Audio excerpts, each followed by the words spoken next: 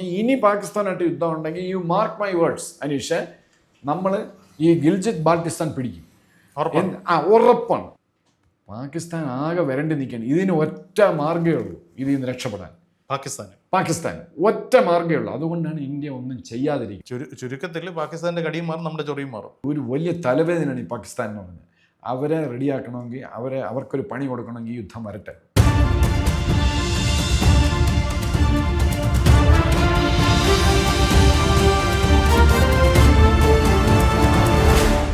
നമസ്കാരം. കഴിഞ്ഞ കുറച്ച് നാളുകളായിട്ട് ഓപ്പറേഷൻ സിന്ദൂറിന് ശേഷം ഇന്ത്യയും പാകിസ്ഥാനും തമ്മിലുള്ള നയതന്ത്ര ബന്ധം വളരെ സ്മൂത്താണെന്നും ഇന്ത്യക്കെതിരെ പാകിസ്ഥാൻ അങ്ങനെ വലിയ അഗ്രസീവായിട്ടുള്ള നീക്കുപോക്കുകളൊന്നും നടത്തുന്നില്ല എന്നുമാണ് പൊതുവെ വിലയിരുത്തപ്പെടുന്നത്. പക്ഷേ കഴിഞ്ഞ കുറച്ച് ദിവസങ്ങളായിട്ട് അന്താരാഷ്ട്ര പൊളിറ്റിക്സ് വിലയിരുത്തുന്ന ആൾക്കാർ പറയുന്നു ദർ ഈസ് സംതിങ്. താങ്കൾ വിലയിരുത്തുന്നു? അത് നിങ്ങളുടെ ചോദ്യം വളരെ കറക്റ്റാണ്. There is something seriously brewing up from Pakistan side. അത് പാകിസ്ഥാൻ്റെ ഒരു ഗതികേട് കൂടി കൊണ്ടാണ് അങ്ങനെ ഒരു സംഭവം ഉണ്ടായത്. എന്താണെന്ന് വെച്ചാൽ ഇപ്പോൾ ഓപ്പറേഷൻ സിന്ദൂർ അല്ലെങ്കിൽ ഫൽഗാം അറ്റാക്ക്, ആ സമയത്ത് പാകിസ്ഥാന് ഒറ്റ ഫ്രണ്ടേ ഉള്ളൂ, ജമ്മു കാശ്മീർ ഫ്രണ്ട്. രാജസ്ഥാനിൽ നമ്മൾ ടച്ച് ചെയ്തില്ല, അതിൻ്റെ ആവശ്യമില്ല എന്ന് വെച്ചിട്ട് ജമ്മു കാശ്മീർ ഫ്രണ്ട് മാത്രമേ ഉണ്ടായിരുന്നുള്ളൂ. പക്ഷേ അത് കഴിഞ്ഞിട്ട് നമ്മൾ ഈ ഇൻ്റർനാഷണൽ ജിയോ പൊളിറ്റിക്സ് വളരെ ക്ലോസ് ആയിട്ട് വാച്ച് ചെയ്ത് കഴിഞ്ഞാൽ മൗലവി മുനീർ തറയിലെങ്ങും അല്ലായിരുന്നു. അമേരിക്കയെ വിളിക്കുന്നു, അവിടെ മറ്റേ കല്ലുകൊണ്ട് കാണിക്കുന്നു, ബ്രീഫ് കേസിൽ ആട്ടഹാസം ബഹളവും. ഇവിടെ ഒരു പോർട്ടുണ്ട് പാനി എന്ന് പറഞ്ഞൊരു പാലിനി എന്ന് പറഞ്ഞൊരു പുതിയ പോർട്ട്, നമ്മളാരും കേട്ടിട്ടില്ല. അത് തരാം, പിന്നെ ഗദ്വാർ തരാം, പിന്നെ വേണമെങ്കിൽ പിന്നെ പാകിസ്ഥാന്റെ പ്രമാണങ്ങൾ ബോംബെ പോർട്ട് വേണമെങ്കിൽ തരാം. അപ്പോൾ അത് ഇന്ത്യയുടെ മാറിപ്പോയി. ഇങ്ങനെ എന്ത് വേണോ കൊടുക്കാമെന്നും പറഞ്ഞ് ട്രംപിനെ സോപ്പിടുന്നു. അപ്പോൾ ഇതെല്ലാം പണ്ട് നമ്മുടെ സിനിമയിൽ ജഗതി പറഞ്ഞല്ലോ, ഇതെന്നെ ഉദ്ദേശിച്ചാണ് എന്ന് പറഞ്ഞാൽ ഇതെല്ലാം ഇന്ത്യ ഉദ്ദേശിച്ചാണ് എന്ന് പറഞ്ഞാൽ ഇന്ത്യ വരട്ടാൻ. വേറെ നിവൃത്തിയൊന്നുമില്ല, വലിയൊരു അടി അവർക്ക് പറ്റി. അപ്പോൾ അതുകൊണ്ട് അവർക്ക് അവിടെ ഇൻറ്റേർണലായിട്ട് ഒരുപാട് പ്രോബ്ലംസ് ഉണ്ട്. അപ്പോൾ അതിൽ നിന്നൊക്കെ ശ്രദ്ധ തിരിക്കാൻ വേണ്ടി ഉള്ള നമ്പറാണ്. അതിൻ്റെ കൂട്ടത്തിൽ പിന്നെ ഭീകരമായ നമ്മുടെ മീഡിയ അതിനെപ്പറ്റി പറഞ്ഞിട്ടില്ല. ഈ ട്രംപിൻ്റെ ഫാമിലി ആയിട്ട് ബന്ധപ്പെട്ട് വലിയൊരു ക്രിപ്റ്റോ കറൻസി ബിസിനസ് തന്നെ ഉണ്ട്. ഇത് നേരത്തെ പാകിസ്ഥാൻ ചെയ്തിരുന്നു. ഫൽഗാം അറ്റാക്കിന് മുമ്പേ ഇത് ചെയ്തിരുന്നു. കാരണം ഞാൻ അമേരിക്ക ഒരിക്കലും നമുക്കെതിരായിട്ട് തിരിയില്ല, നമ്മുടെ കയ്യിൽ സാധനമുണ്ട് എന്ന് പറഞ്ഞ്. അപ്പം അങ്ങനെ വളരെ കോൺഫിഡൻ്റ് ആയിട്ട് നിൽക്കുമ്പോൾ നമുക്ക് ഇന്ത്യക്കാർക്ക് പണിഞ്ഞല്ലേ പറ്റൂ, നമ്മുടെ റോയ്ക്കും ഒക്കെ പണിഞ്ഞല്ലേ പറ്റുള്ളൂ. നമ്മൾ വളരെ ബുദ്ധിപൂർവ്വം നീങ്ങി. അത് എത്ര നമ്മുടെ വിദേശകാര്യമന്ത്രി, ഡിഫൻസ്, നമ്മുടെ PM അവരെയൊക്കെ എത്ര അപ്രീഷിയേറ്റ് ചെയ്താലും മതിയാവില്ല. നല്ല ബ്യൂട്ടിഫുൾ പ്ലാനാണ് നമ്മൾ എക്സിക്യൂട്ട് ചെയ്തു. പാകിസ്ഥാന് പണി കൊടുത്തുകൊണ്ടേയിരിക്കുന്നു. ഇപ്പോൾ ഇന്ത്യയായിട്ട് ഒരു യുദ്ധത്തിന് പാകിസ്ഥാൻ വന്നാൽ, വല്ല യുദ്ധത്തിന് വരണ്ട, യുദ്ധത്തിന് മുന്നേ ഇപ്പോൾ ആസ് ഓൺ ടുഡേ 15 ഫ്രണ്ടിലാണ് പാകിസ്ഥാൻ്റെ സോൾജേഴ്സിനെ ഇട്ടിരിക്കുന്നത്. 15 ഫ്രണ്ട്. ഈ ഇന്ത്യയിലൂടെ മാക്സിമം രാജസ്ഥാൻ, ജമ്മു കാശ്മീർ, ഇത്രയേ ഉള്ളൂ. രണ്ട് ഫ്രണ്ടേ ഉള്ളൂ, ജമ്മു കാശ്മീർ, രാജസ്ഥാൻ. ഈ 2 ഫ്രണ്ടാണ് സ്ഥിരം പാകിസ്ഥാൻ നിർത്തണത്. എബൌട്ട് 5 lakh ആണ് അവരുടെ ആർമിയുടെ കപ്പാസിറ്റി. ഈ 5 ലക്ഷത്തിന് ഇപ്പം പാകിസ്ഥാനിൻ്റെ ഗതികേട് 15 സ്ഥലത്തായിട്ട് ഡിസ്ട്രിബ്യൂട്ട് ചെയ്യേണ്ടി വരും. അതായത് അഫ്ഗാനിസ്ഥാന് നമ്മൾ കയ്യിലാക്കി. അപ്പോൾ അഫ്ഗാനിസ്ഥാനിലുള്ള ഒരു സംഗതി എന്ന് പറഞ്ഞാൽ ഈ പക്തൂൺ വംശം, പ്രത്യേകിച്ച് അഫ്ഗാനിസ്ഥാനുള്ളവർ, അവർ കൊല്ലുമെങ്കിൽ കൊല്ലുമെന്ന് പറയും. ഭീകരാക്രമണം അത് ഞങ്ങളാണ് ചെയ്തതെന്ന് പറയും. എല്ലാം അവർ നേരും നെറിയുമുള്ള ഒരു വർഗമാണ് ഈ പത്താൻസ് എന്ന് പറഞ്ഞു കഴിഞ്ഞാൽ. അപ്പം അവരെ നമ്മളെ കൈവശപ്പെടുത്തി. അവർക്കും വേറെ ഗതിയില്ല. പാകിസ്ഥാൻ സപ്പോർട്ട് ഇന്ത്യക്ക് ഉണ്ട് എന്നുള്ളതിനപ്പുറത്തേക്ക് ഒരു ആഭ്യന്തര യുദ്ധത്തിലേക്ക് നീങ്ങിക്കഴിഞ്ഞാൽ പിന്നെ അവരുടെ സപ്പോർട്ട് നമുക്ക് ഉണ്ടാവുമോ? അവർ പാകിസ്ഥാനോടൊപ്പം നിൽക്കില്ലേ? ഒരിക്കലും ഇല്ല. എന്തുകൊണ്ട് പറ്റില്ല? കാര്യം എന്ന് പറഞ്ഞു കഴിഞ്ഞാൽ അത് പിന്നെ വംശീയമായിട്ട് എഗൻസ്റ്റാണ്. ഈ പക്തൂൺ വംശം ആണ് അഫ്ഗാനിസ്ഥാനിലും. പക്തൂൺ വാല എന്ന് പറഞ്ഞ ഖൈബർ പക്തൂൺ വാല എന്ന് പറഞ്ഞ ഒരു സ്റ്റേറ്റ് ഉണ്ട്. ശരി. അവിടെയെല്ലാം പാകിസ്ഥാനിലും ഈ അഫ്ഗാൻ വംശജരാണ് കൂടുതൽ. അതുമാത്രമല്ല, ഈ 15 ഫ്രണ്ട് ഇപ്പം പാകിസ്ഥാൻ പട്ടാളത്തെ ഇട്ടിരിക്കുക. 15 ഫ്രണ്ട്. അതിൽ 3 ഫ്രണ്ടിൽ അവർക്ക് പിൻവലിക്കാൻ ഒക്കില്ല, ഇന്ത്യയുടെ ആയിട്ട് ചേർന്ന് നടക്കുന്ന അതവിടെ എപ്പോഴും പ്രസൻസ് ഉണ്ട്. പക്ഷെ അല്ലാതെ പാകിസ്ഥാൻ്റെ ഉള്ളിൽ തന്നെ കറാച്ചി എന്ന് പറയുന്ന അവരുടെ ഒരു ബോംബെ പോലുള്ള ഒരു ടൗണാണ്, സിറ്റിയാണ്. കറാച്ചിയിൽ സിന്ധ്, മൊഹാജിർ, പക്തൂൺ ഇവർ മൂന്നുപേരും തമ്മിൽ ഭയങ്കര അടിയാണ്, വംശീയമായി. എന്നും ബോംബ് എക്സ്പ്ലോഷനും മറ്റൊന്ന് മറിച്ചെന്ന്. അവരുടെ സ്റ്റോക്ക് എക്സ്ചേഞ്ചിൻ്റെ ഒക്കെ ഹെഡ്ക്വാർട്ടേഴ്സാണ് കറാച്ചി, അതവിടെ നിൽക്കട്ടെ.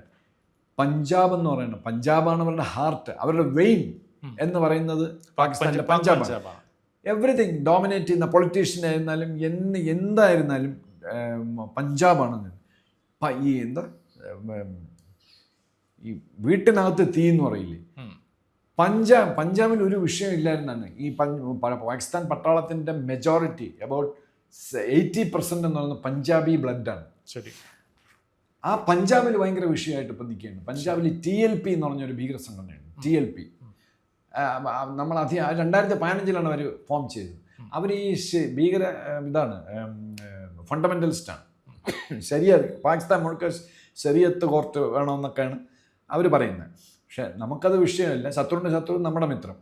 അപ്പോൾ അവരവിടെ ഒരുപാട്, ഇപ്പോൾ ഈ അടുത്ത കാലത്ത് 2021 24 എന്തോ ഫ്രഞ്ച് അംബാസഡറെ ഇവിടുന്ന് ഓടിക്കണം, പാകിസ്ഥാനിൽ നിന്ന് ഓടിക്കണം എന്ന് പറഞ്ഞാൽ ഇസ്ലാമാബാദിൽ നിന്ന് എത്രയോ ലക്ഷം ഇവിടുന്ന് ലാഹോറിൽ നിന്ന് ഇസ്ലാമാബാദ് വരെ അവർ മാർച്ച് സംഘടിപ്പിച്ചു. എത്രയോ ലക്ഷം പേര് കഴിഞ്ഞ കംപ്ലീറ്റ് എല്ലാം സ്തംഭിപ്പിച്ചുണ്ട്.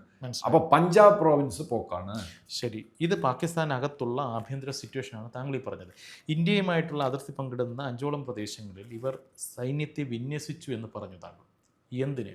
ഇന്ത്യ വീണ്ടും 5 രാജസ്ഥാൻ, ജമ്മു കാശ്മീർ, ഈ 2 ഇതേ ഉള്ളൂ. ശരി. ഇവിടേക്ക് സൈന്യത്തെ വിന്യസിച്ചിട്ടുണ്ട് എന്നുണ്ടെങ്കിൽ അത് വീണ്ടും ഒരു യുദ്ധത്തിന് വേണ്ടിയിട്ട് അല്ല അത് I am coming to that.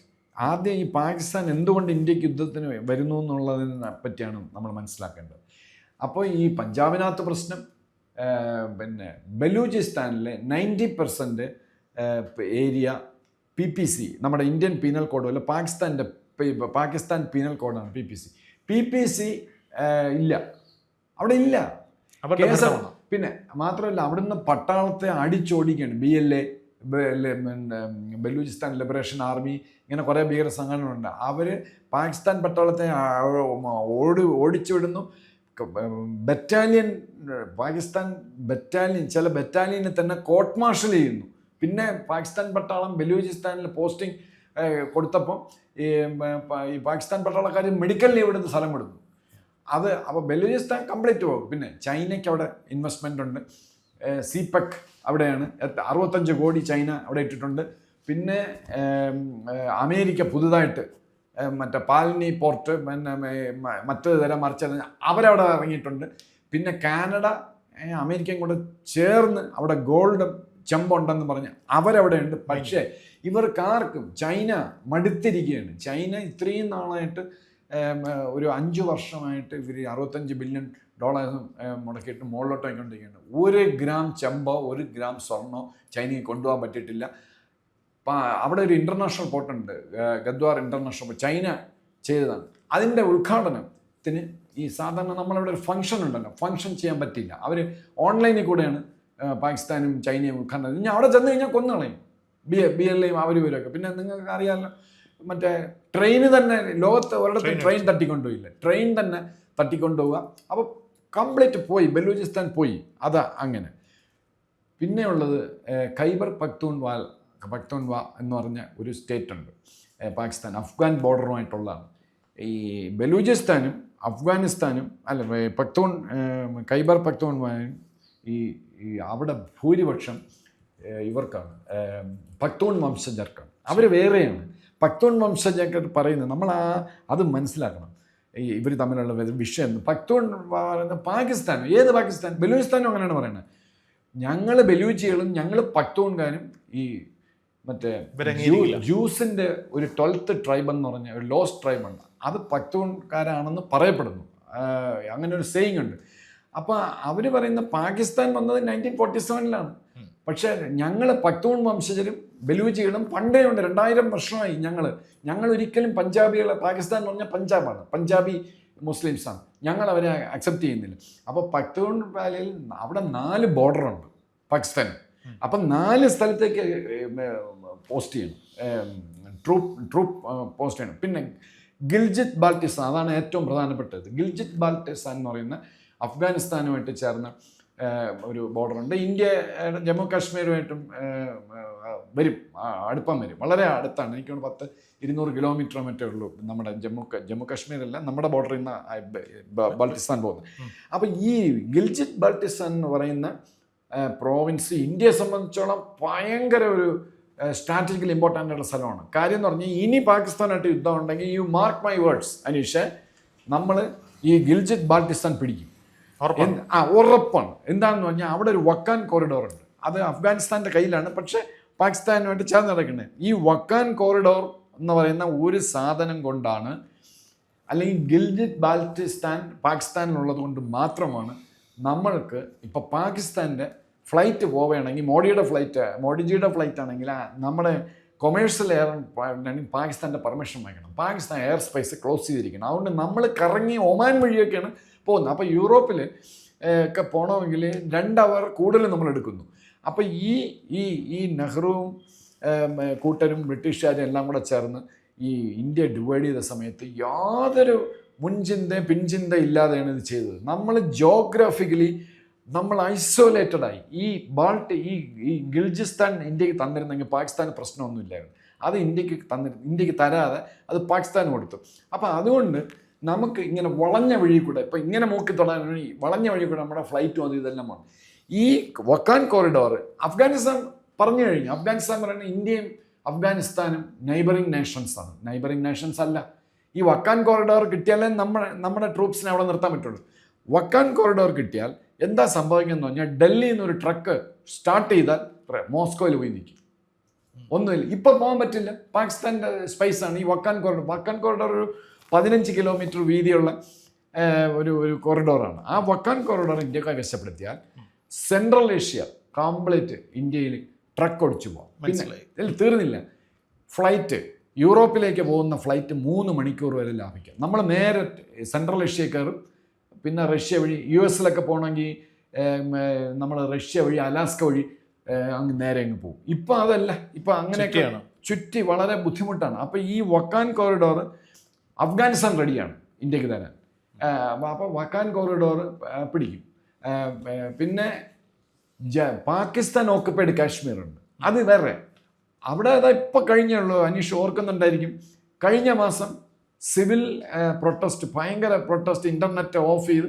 അപ്പം ഞാൻ നോക്കിയപ്പം ഏകദേശം ഇന്ത്യയുടെ ബോർഡർ അടക്കം ഒരു വാറുണ്ടായാൽ 15 സ്ഥലത്ത് ഈ ട്രൂപ്സ് 5 ലക്ഷം വരെ ഇടണം. പാകിസ്ഥാൻ ആകെ വരണ്ടി നിൽക്കുകയാണ്. ഇതിന് ഒറ്റ മാർഗ്ഗമേ ഉള്ളൂ ഇതിൽ നിന്ന് രക്ഷപ്പെടാൻ. പാകിസ്ഥാൻ ഒറ്റ മാർഗ്ഗമേ ഉള്ളൂ. അതുകൊണ്ടാണ് ഇന്ത്യ ഒന്നും ചെയ്യാതിരിക്കുന്നത്. ഇവരെ എന്ന് പറഞ്ഞാൽ നമ്മൾ എന്തെങ്കിലും ചെയ്ത് ഇത് തിരിച്ചടിക്കരുത്. പാകിസ്ഥാൻ്റെ ഡിഫീറ്റ്, പാകിസ്ഥാൻ നന്നായിട്ട് അറിയാം ഇന്ത്യ ഞങ്ങളെ നിലംപരിശാക്കുമെന്ന്. പക്ഷേ പാകിസ്ഥാൻ്റെ ഡിഫീറ്റ് അവർക്ക് ഒരു ബ്ലെസ്സിങ് ആയിട്ട് വരും. കാര്യം എന്ന് പറഞ്ഞാൽ പാകിസ്ഥാൻ മുനീറിന് നന്നായിട്ട് അറിയാം, ട്രംപും പ്യൂട്ടനും എല്ലാം കൂടെ അന്തം വിട്ട് ഓടി വന്ന് പിടിച്ചു മാറ്റും. ഞങ്ങൾക്ക് ഇത്തിരി നാശം ഉണ്ടായാലും കുഴപ്പമില്ല, പിടിച്ചു മാറ്റുമ്പോഴേക്കും ഈ ഇന്ത്യക്കെതിരെ പാകിസ്ഥാൻ ആക്രമിക്കാൻ വരുമ്പോൾ ഇത് പറഞ്ഞിട്ട് ഈ ബാക്കിയുള്ള ഈ വാറിങ് ഫാക്ടേഴ്സ് ട്രൈബ്സിനെ എല്ലാം അവർക്ക് ഒരുമിപ്പിക്കാം. ഇന്ത്യ എന്ന് പറഞ്ഞൊരു വേറൊരു വികാരമാണല്ലോ. പക്ഷേ അത് പാകിസ്ഥാൻ അങ്ങനെ ചെയ്യുമ്പോൾ ഇന്ത്യ അറ്റാക്ക് ചെയ്താൽ അങ്ങനെ ഇവരെല്ലാം ഒരുമിപ്പിച്ച് കൊണ്ടുവരാം എന്നുള്ള പാകിസ്ഥാൻ്റെ ചിന്ത അത് എത്രമാത്രം ഫലിക്കുമെന്ന് നമുക്ക് കണ്ടറിയണം. കാരണം പക്തൂൺ പ്രോവിൻസുകാരും ബലൂജി പ്രോവിൻസ് അങ്ങോട്ട് ഓപ്പൺ യുദ്ധം പ്രഖ്യാപിച്ചാൽ എന്തോ ചെയ്യും പാകിസ്ഥാനെതിരായിട്ട്. ഇതിനെല്ലാം ഉപരി വേറൊരു വലിയൊരു ഇൻറ്റേർണൽ ത്രെട്ടുണ്ട്. ഇമ്രാൻഖാൻ്റെ ആളുകൾ. ഇമ്രാൻഖാൻ പക്തൂൺ വംശമാണ്. ഇമ്രാൻഖാൻ പഞ്ചാബി മുസ്ലിംസിന് ഇഷ്ടമല്ല ഇമ്രാൻഖാൻ. അപ്പോൾ ഇമ്രാൻഖാൻ അവിടെ ഭയങ്കര പോപ്പുലറാണ്. പോപ്പുലർ അല്ല എന്നൊന്നും പറയാൻ പറ്റില്ല, ഒരുപാട് സപ്പോർട്ടുണ്ട്. അപ്പോൾ ഇമ്രാൻഖാൻ ഒരു വലിയൊരു ഫാക്ടറാണ്. അപ്പോൾ ഇമ്രാൻഖാൻ പിന്നെ ഞാൻ പറഞ്ഞ ഈ 4-5 ഫാക്ടേഴ്സ് എല്ലാം കൂടെ ചേർന്ന് പാകിസ്ഥാന് ഡൈവേർട്ട് ചെയ്യാൻ വേണ്ടി, ജനങ്ങളെ ശ്രദ്ധ ഡൈവേർട്ട് ചെയ്യാൻ വേണ്ടി ഒരു നിവൃത്തിയില്ലാതെ ഇന്ത്യ കയറി അറ്റാക്ക് ചെയ്യും എന്നാണ് വിചാരിക്കുന്നത്. മാത്രമല്ല പാകിസ്ഥാനും ഇന്ത്യയും തമ്മിൽ യുദ്ധം ഉണ്ടാകാനുള്ള ഏറ്റവും ബെസ്റ്റ് ചാൻസ് ജനുവരിക്ക് മുമ്പാണ്. അതായത് ഈ വരുന്ന 2 മാസത്തിനുള്ളിൽ ഒരു യുദ്ധം, ഇന്ത്യ പാക് യുദ്ധം ഉണ്ടാവും. അതെ, അതായത് ഇന്ദിരാജി ഉണ്ടായിരുന്നപ്പോൾ ഇന്ദിരാജി ജൂണിൽ പറഞ്ഞു, മനേക്ഷ അടുത്ത് പറഞ്ഞു പിടിക്കാൻ പറഞ്ഞു, ബംഗ്ലാദേശിനെ അറ്റാക്ക് ചെയ്യാൻ പറഞ്ഞു. അപ്പം മനേക്ഷാജി പറഞ്ഞു നോ, നോട്ട് പോസിബിൾ, അത് ഞാൻ പറയാം റെഡി ആകുമ്പോഴെന്ന്. അപ്പോൾ അദ്ദേഹം പിന്നെ പറഞ്ഞു മൺസൂൺ സമയത്ത് പാകിസ്ഥാനെ അറ്റാക്ക് ചെയ്തത് നടക്കില്ല, അതുകൊണ്ട് കറക്റ്റ് ടൈം വന്നത് നവംബർ ഡിസംബർ മാസങ്ങളിലാണ് അറ്റാക്ക് ചെയ്ത് പാകിസ്ഥാനെ നമ്മൾ സബ്ഡ് ചെയ്തു. അപ്പോൾ അതേപോലെ ഈ ജമ്മു കാശ്മീർ പാകിസ്ഥാൻ ഓക്കുപ്പൈഡ് നമ്മുടെ ജമ്മു കാശ്മീരും തമ്മിലുള്ള അതിർത്തിയൊക്കെ ഭയങ്കര റഗഡ്, അവർ ഒന്നും ചെയ്തിട്ടില്ല. അതായത് ഇന്ത്യൻ ടാങ്ക് കയറുകയാണെങ്കിൽ അവർ മുന്നോട്ട് പോകരുത് എന്നുള്ളതിന് ആ റോഡൊക്കെ ഹോപ്പ്ലെസ് ആണ്. ഞാൻ പറയട്ടെ, ഇപ്പോൾ ഒരു പെഹൽഗാം സംഭവത്തിന് ശേഷം നടന്ന ഒരു യുദ്ധം, ഓപ്പറേഷൻ സിന്ദൂർ എന്ന് പറയുന്ന നമ്മുടെ ഒരു മിഷൻ, അതിൽ പാകിസ്ഥാൻ നിലംപരിശായി. പാകിസ്ഥാൻ അന്താരാഷ്ട്ര സമൂഹത്തിന് മുന്നിൽ തന്നെ നാണം കെട്ട് നിൽക്കുന്ന സാഹചര്യത്തിൽ അവിടുത്തെ ആഭ്യന്തര പ്രശ്നങ്ങൾ നിരവധി നിലനിൽക്കെ വീണ്ടും ഒരു യുദ്ധത്തിന് തയ്യാറാകുമോ എന്നുള്ളതാണ് ചോദ്യം. ഈ എന്താ പറയാനാ, ഡച്ച് കറേജ് എന്നൊക്കെ പറയും ഇംഗ്ലീഷിൽ, അത് ചെയ്തേ പറ്റൂ. പാകിസ്ഥാൻ അല്ല നിലനിൽപ്പില്ല. അല്ല, ഇന്ത്യക്കെതിരെ യുദ്ധം വരുന്നതിലൂടെ പാകിസ്ഥാനകത്തുള്ള ആഭ്യന്തര പ്രശ്നങ്ങൾ അവർക്ക് മറച്ചു വയ്ക്കാൻ പറ്റും. മറച്ചു വയ്ക്കല്ല, അവർക്ക് മാനേജ് ചെയ്യാൻ പറ്റും. അതിനിടയ്ക്ക് അമേരിക്ക എല്ലാം കൂടെ ഇടപെട്ട് ഒരാഴ്ച യുദ്ധത്തിന് ശേഷം പിടിച്ചു മാറ്റും. താങ്കൾ തന്നെ പറഞ്ഞു ഇനി ഒരു യുദ്ധം വന്നു കഴിഞ്ഞാൽ പാകിസ്ഥാൻ പെരിഷ്ഡ് ലൈക്ക് എനിത്തിങ്. അപ്പൊ അങ്ങനെ വരുമ്പോ അങ്ങനെ വരാനാണ് താഞ്ചത്ത് മീൻ പിടിക്കാൻ പാകിസ്ഥാൻ നിൽക്കുമോ എന്നുള്ളതാണ് ചോദ്യം. അല്ല, അല്ലാതെ വേറെ നിവൃത്തിയില്ല. പാകിസ്ഥാൻ ഒരു എന്താ മറ്റേ ഒരു റിസ്കി ആയിട്ടുള്ള എന്താ ഗെയിമിന് എന്താ പറയണ, ഒരു ചൂതുകളി, ആ ഒരു ചൂതുകളി, ഗാംബ്ലിങ്ങിന് മുനീറിന് വേറെ നിവൃത്തിയില്ല. ഇത് ഇങ്ങനെ മുന്നോട്ട് പോയി കഴിഞ്ഞാൽ മുനീർ സ്ഥാനഭ്രഷ്ടനാവും, മുനീർ വെട്ടിലാവും. ഇപ്പം മുനീർ പറയണ വാഗ്ദാനങ്ങളൊന്നും അമേരിക്ക എടുത്ത് പാലിക്കാൻ പറ്റുന്നില്ല. പക്ഷേ ഇപ്പോഴത്തെ ഒരു ലോകക്രമം നോക്കുകയാണെങ്കിൽ US-ന്റെ നല്ല സപ്പോർട്ട് അവർക്കുണ്ട്. ഈവൻ ചൈനയുമായിട്ട് നേരത്തെ തന്നെ അവർക്ക് ചില ബന്ധങ്ങളുണ്ട്. അപ്പോൾ ഈ സാഹചര്യത്തിൽ അന്താരാഷ്ട്ര സമൂഹത്തിൻ്റെ ഒരു പിന്തുണ, ഒരു യുദ്ധത്തിന് അവരായിട്ട് പുറപ്പെട്ടാൽ പോലും എന്തായിരിക്കും അന്താരാഷ്ട്ര സമൂഹത്തിൽ നിന്ന് പാകിസ്ഥാന് ലഭിക്കുന്ന ഒരു സപ്പോർട്ട്? അനീഷ, ചൈന പഹൽഗാം അറ്റാക്കിന് മുമ്പ് പാകിസ്ഥാനുമായിട്ട് അടുപ്പമായിരുന്നു. പക്ഷേ ഇപ്പോൾ കഴിഞ്ഞ 6 മാസമായിട്ട് ചൈന മാറി. China is very much aggrieved and irritated. കാരണം എന്ന് പറഞ്ഞാൽ ഇത് $65 ബില്യൺ അവിടെ മുടക്കിയിരിക്കുകയാണ് സിപെക്കിൽ. അവിടെ അമേരിക്ക വിളിച്ച് കയറ്റി. ചൈനയ്ക്ക് ഒട്ടും ഇഷ്ടമല്ലത്. അപ്പോൾ ഈ ചൈന തെറ്റി നിൽക്കുകയാണ്. പിന്നെ അവരുടെ സോൾജേഴ്സ് ചൈനീസ് എഞ്ചിനീയേഴ്സിനെ കൊല്ലുന്നു. പാകിസ്ഥാൻ പട്ടാളം ഒന്നും ചെയ്യുന്നില്ല. അപ്പോൾ ചൈന പറഞ്ഞ് ഞങ്ങളെ സെക്യൂരിറ്റി അവിടെ അത് സമ്മതിക്കുകയില്ല. അപ്പോൾ China is very much agreed. ചൈനയും ഇന്ത്യയും തമ്മിൽ പഴയ ബന്ധമല്ല, ഇപ്പം ചൈനയും ഇന്ത്യയും തമ്മിൽ നല്ല ബന്ധമാണ്. അത് ട്രേഡാണ്. ചൈനയെ നമ്പാൻ പറ്റില്ല. അല്ല, നമ്പാൻ പറ്റില്ല. പക്ഷേ അത് പോട്ടെ, ഇപ്പം ഇതുവരെ നമ്പിയതോ അല്ല, രണ്ടോ ചൈനയെ തന്നെ. അനീഷിന് അറിയാമോ, ഈ നമ്മൾ ചൈനയായിട്ട് ഗൾവാൻ അറ്റാക്ക് നടക്കുന്ന സമയത്തും അതിന് ശേഷവും ഇന്ത്യയുടെ ഏറ്റവും വലിയ ട്രേഡിംഗ് പാർട്ട്ണർ അമേരിക്കയല്ല, ചൈനയാണ്. ശരി. അപ്പം ട്രേഡ് നടക്കും, അതിന് കാര്യമില്ല. ഈവൻ അമേരിക്കയും ചൈനയും തമ്മിൽ ട്രേഡിന് കുഴപ്പമില്ല.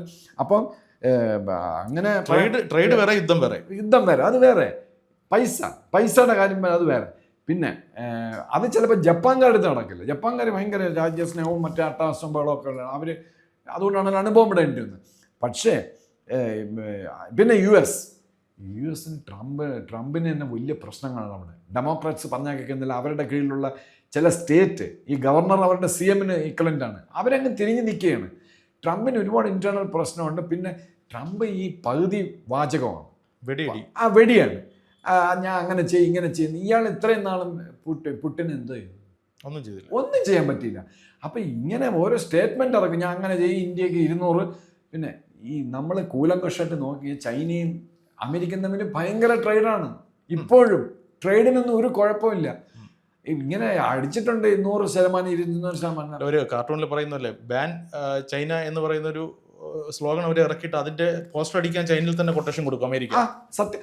അദ്ദേഹം ധരിച്ചിരിക്കുന്ന ടൈ ചൈന എന്നാണല്ലോ. യെല്ലോ ടൈ, റെഡ് ടൈ ഒക്കെ ഉണ്ട്, അതെല്ലാം മേഡ് ഇൻ ചൈനയാണ്. അന്ന് കഴിഞ്ഞാൽ അവിടെ അങ്ങനെയാണ്. ശരി. അല്ല, ഇനി ഒന്നുകൂടെ പറഞ്ഞത്, ഈ അമേരിക്കയുടെ വാക്ക് വിശ്വസിക്കുന്നവന്ന് ഈ അമേരിക്ക റഷ്യയും തമ്മിൽ ഇടയ്ക്കിടയ്ക്ക് പുട്ടിനെ ചീത്തയൊക്കെ പറയും. ഈ റഷ്യൻ ഓയിൽ ജയൻസ് അമേരിക്കയിലുണ്ട്. പറയണത് നമ്മൾ വാങ്ങിക്കരുതെന്നാണ് ഓയിൽ, റഷ്യയുടെ. ഈ റഷ്യൻ ഓയിൽ ജയൻസ്, ഞാൻ പേര് മറന്നുപോയി. അവർ പലപ്പോഴും, എൻ്റെ ഒരു ബന്ധുവിൻ്റെ പെട്രോൾ പമ്പ് അവിടെ ഉണ്ട്.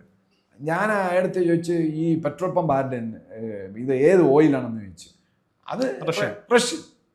അപ്പം ഇങ്ങനെയൊക്കെ ഇവർ തമ്മിൽ ഭയങ്കര അഡ്ജസ്റ്റ്മെന്റ് ഉണ്ട്. അതുകൊണ്ട് അങ്ങനെ അമേരിക്ക കയറി ചാടി വീണ് ന്യൂക്ലിയർ ബോംബായിട്ട് ഇന്ത്യയുടെ പുറത്ത് വീഴുന്നു. നിവർത്തിയുടെ കൊണ്ട് പാകിസ്ഥാൻ ഇന്ത്യയുമായി വീണ്ടും ഏറ്റുമുട്ടാൻ വരുന്നു എന്ന് തന്നെ കരുതുന്നു. ഒരു യുദ്ധം വരാതിരിക്കട്ടെ എന്ന് ആഗ്രഹിക്കുന്നു, പ്രാർത്ഥിക്കുന്നു. പക്ഷേ വന്നാൽ ഇന്ത്യ തിരിച്ചടിക്കും. തിരിച്ചടിച്ചു കഴിഞ്ഞാൽ അത് പാകിസ്ഥാന് താങ്ങാൻ പറ്റുമോ? ഇപ്പം നമ്മൾ ഭൂട്ടാനെ അടിച്ചാൽ പോലും ഇപ്പം ലാഹോറും ഇസ്ലാമാബാദും നമ്മൾ കൈവശപ്പെടുത്തുമായിരുന്നു 2-3 യുദ്ധത്തിൽ, കഴിഞ്ഞ യുദ്ധങ്ങൾ. പക്ഷെ നമ്മൾ ചെയ്തില്ല. അത്രയും നമ്മൾ വേണ്ട, നമ്മൾ പോയില്ല. അത്രയും നമ്മുടെ ഒരു ഉദ്ദേശം നടക്കും. നമ്മുടെ ഏറ്റവും വലിയ തുറുപ്പ് ചീട്ട് അല്ലെങ്കിൽ ഒരു ബൊനാൻസ എന്ന് പറയുന്നത് ഈ വക്കാൻ കോറിഡോറാണ്. വക്കാൻ കോറിഡോർ എന്ന് പറഞ്ഞാൽ ഗിൽജിത്ത് ബാൾട്ടിസ്ഥാൻ എല്ലാം ഇന്ത്യ, ജമ്മു കാശ്മീർ ഒന്നായി. അപ്പോൾ അതെല്ലാം നമുക്ക് ഭയങ്കര സ്ട്രാറ്റജിക്കലി ഭയങ്കര അഡ്വാൻറ്റേജസ് ആണ്. അപ്പം നമ്മൾ അതോടെ ഹാപ്പി ആവും. അതിന് മുമ്പ് അമേരിക്ക എല്ലാം കൂടെ വന്ന് പിടിച്ച് മാറ്റി വിടും. പാകിസ്ഥാൻ്റെയും പകുതി പ്രശ്നം തീരും. നമ്മുടെ മെയിൻ വിഷയവും റഷ്യയായിട്ട് നമ്മൾ നൈബറായി. ചുരുക്കത്തിൽ പാകിസ്ഥാന്റെ കടിയും മാറും, നമ്മുടെ ചൊറിയും മാറും.